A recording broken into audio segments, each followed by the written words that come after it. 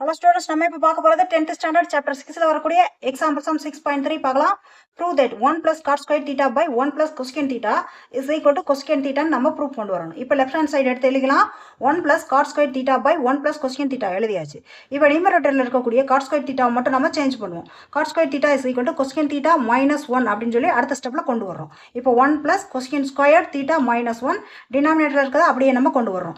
1 plus cosecant theta அப்படினு இருக்கத நம்ம சின்ன சேஞ்ச் பண்றோம். அதாவது left side right side மாத்தி எழுதுறோம். அதனால ஒண்ணும் இல்ல. cosecant theta plus 1 எழுதிக்கிறோம். அடுத்த ஸ்டெப்ல 1 plus போட்டுட்டு இங்க cosecant square theta minus 1 நம்ம எப்படி விரிச்சு எழுதுறோம்னா cosecant theta plus 1 cosecant theta minus 1 ன்னு எழுதிக்கிறோம். டினாமினேட்டர்ல இருக்கக்கூடிய cosecant theta plus 1 அப்படியே கொண்டு வரோம். இப்போ பார்த்தோம்னா நியூமரேட்டர்ல ஒரு cosecant theta plus 1 இருக்கு, டினாமினேட்டர்ல ஒரு cosecant theta plus 1 இருக்கு. இது ரெண்டையும் நம்ம கேன்சல் பண்ணுவோம். இப்போ நமக்கு பேலன்ஸ் இருக்கக்கூடியது 1 plus cosecant theta minus 1 ரெண்டு இருக்கு.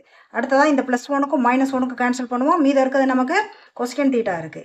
ஹேண்ட்ஸ் ப்ரோட் சம் புரிஞ்சிருச்சுன்னா லைக் பண்ணுங்க, ஷேர் பண்ணுங்க, சேனலுக்கு சப்ஸ்கிரைப் பண்ணிக்கோங்க. தேங்க்யூ.